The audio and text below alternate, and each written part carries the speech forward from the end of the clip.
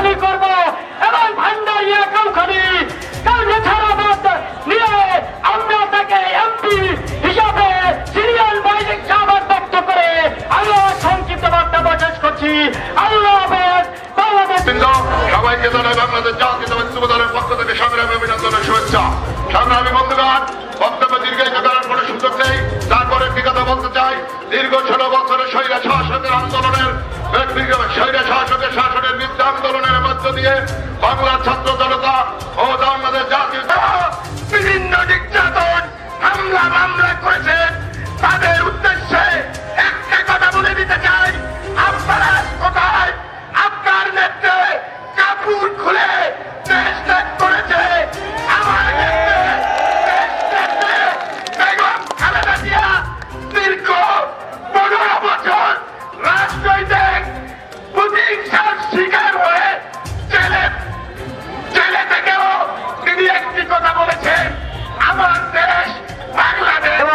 সহযোগী সংগঠনের নেতৃবৃন্দ আমার সামনে উপস্থিত আছেন, বিভিন্ন ইউনিয়ন থেকে আগত বিএনপি নেতৃবৃন্দ, যুবদল, ছাত্রদল, স্বেচ্ছাসেবক দল সহ সহযোগী সংগঠনের নেতৃবৃন্দ, সুদীবৃন্দ, আসসালামু আলাইকুম।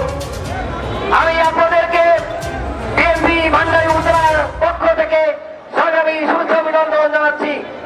সংগ্রামী সাথী বন্ধুরা, আপনাদের আবেগ আজকে আপনাদের উপস্থিতি প্রমাণ করে এই স্বৈরশাসক হাসিনার সরকার আপনাদেরকে কিভাবে নিষ্পেষিত নির্যাতিত করেছে আপনারা আজকে প্রমাণ করে দিয়েছেন। এই স্বৈরচারী হাসিনার কবল থেকে আপনারা মুক্তি পেয়েছেন। আপনারা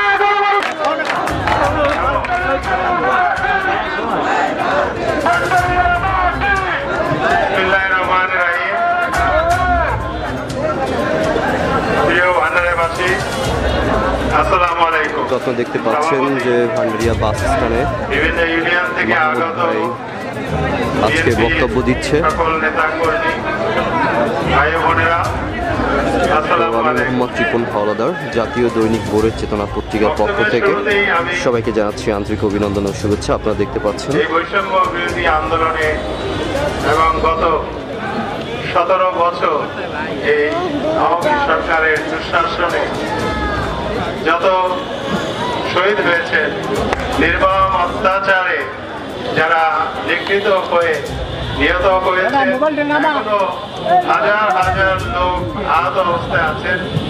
আপনাদের আমি আদর্শ দুটি ঘটবো না, আমি আমার বক্তব্য শেষ করছি। আল্লাহ হাফেজ। বাংলাদেশ জিন্দাবাদ। বেগম খালেদা জিয়া জিন্দাবাদ। শহীদ রাষ্ট্রপতি জিয়াউর রহমান অমর হোক। তারেক রহমান জিন্দাবাদ। তারেক রহমান বীরের বেশে আসবে ফিরে বাংলাদেশে। সেনাবাহিনী অনলি 45 মিনিট টাইম দিয়েছিল। সেই 45 মিনিট টাইমের মধ্যে তাকে দেশ ছেড়ে চলে যেতে হয়েছে। এখন আরো দেখা যাচ্ছে যে নৃশংস, যে নির্মম রাষ্ট্র ক্ষমতায় থাকার জন্য বিরোধী দলকে দমন পীড়নের জন্য মানুষকে মেরে ক্ষমতায় থাকতে হবে, এরকম